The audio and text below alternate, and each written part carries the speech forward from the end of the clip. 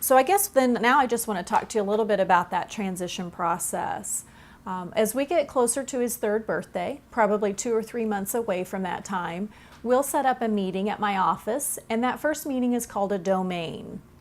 Very much like the IFSP reviews that you've been a part of, we will talk about all areas of development and talk about how Gunnar does for you at home and how he does for the early intervention providers. At that time, we will also look at those early intervention reports and decide whether or not we need to gather any additional information on him.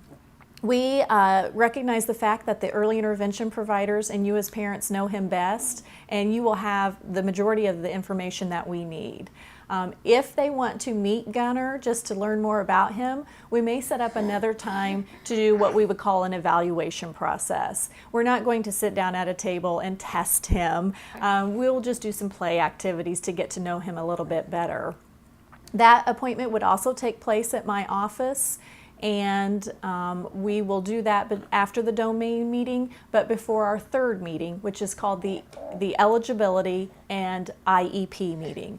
IEP stands for Individualized Education Program, very similar to that IFSP that you've written in the early intervention program. This is the one that we use at the school district starting with age 3, clear up through the time a child graduates from high school.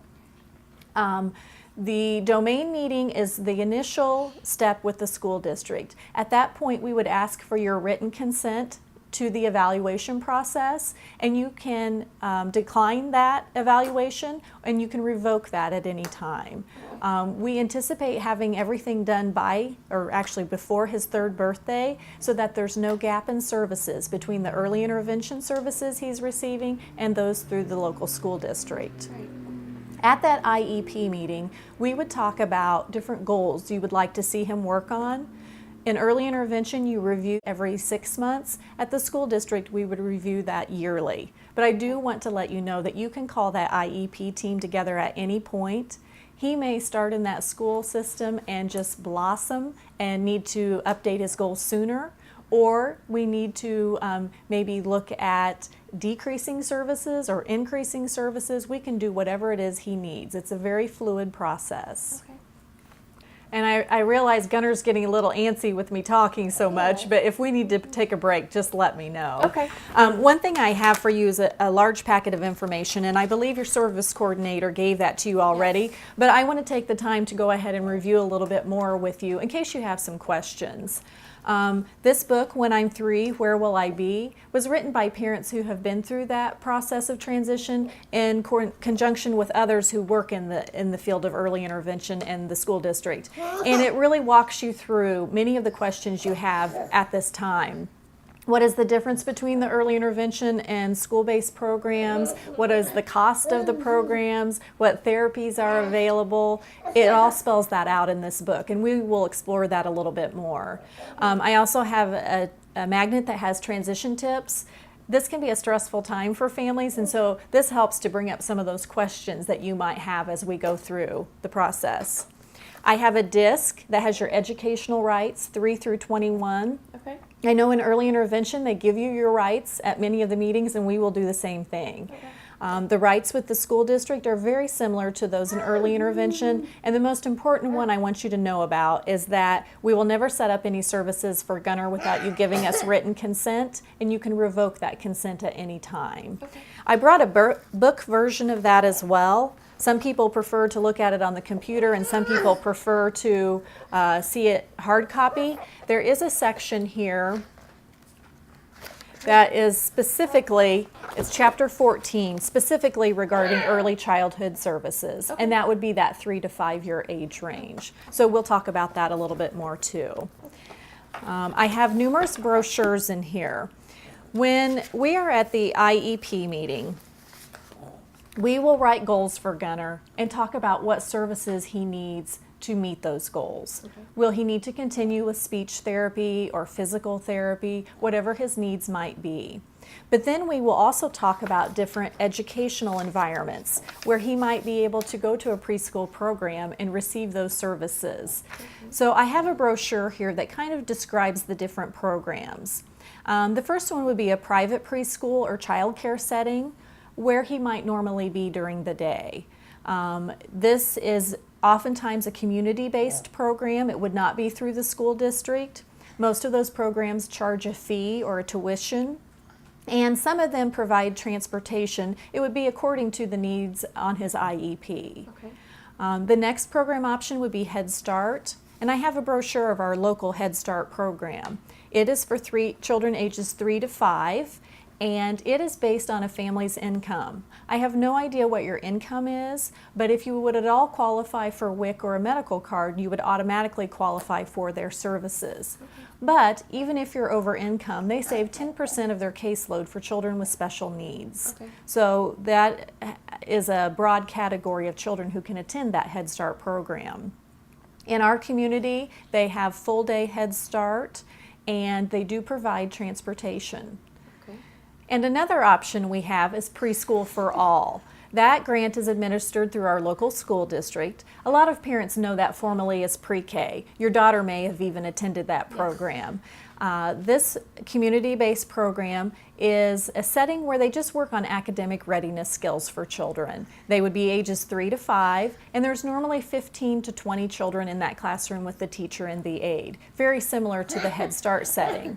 In the Preschool for All blended program, that teacher would have certification in not only early childhood, but special education. So we would have children with IEPs and without IEPs in that classroom.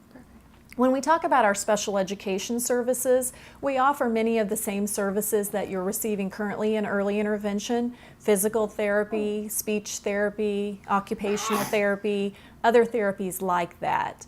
We also use an early childhood itinerant model. We don't have a developmental therapist at the school district, but we have a special education teacher that could work with Gunnar one-on-one, either in the classroom or pull him out, or do some small group work in the classroom as well. Okay. So those are some of those special education services that we'll be looking at for him when we talk about his IEP goals. Okay. I forgot to give you that brochure that also talks about our pre-K program.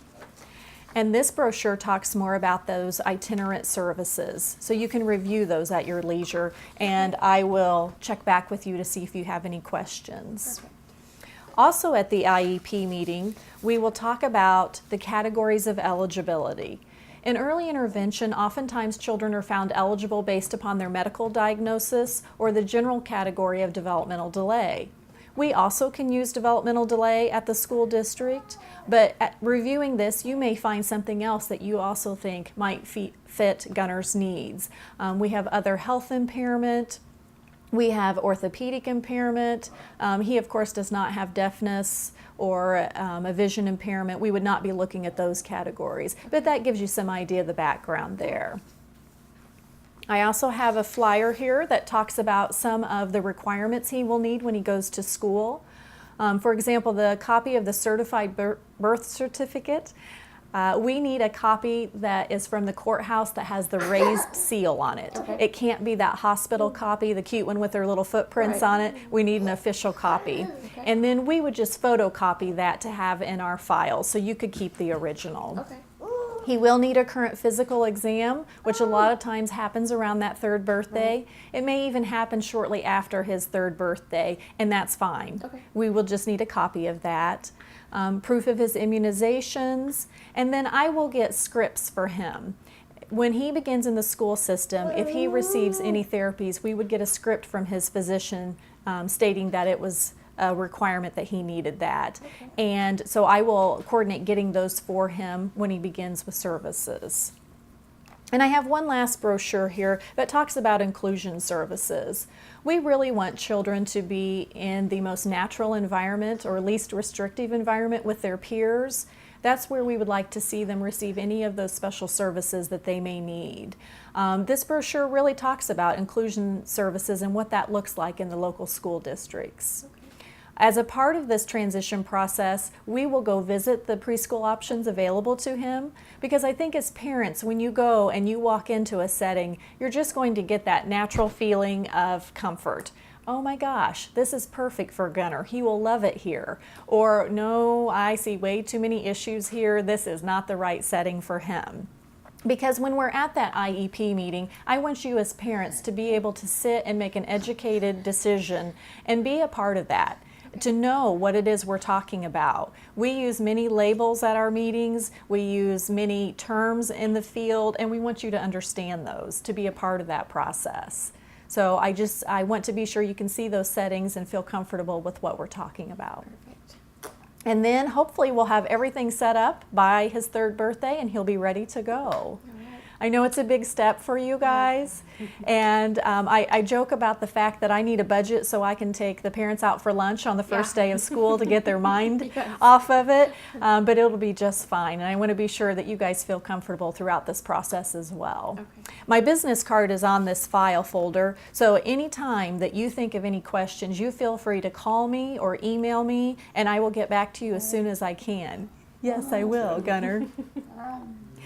And I even joke about the fact that when you're up at midnight doing one of those feedings, if you think of something, I have a voicemail system. So call and leave a message, and I will get back to you.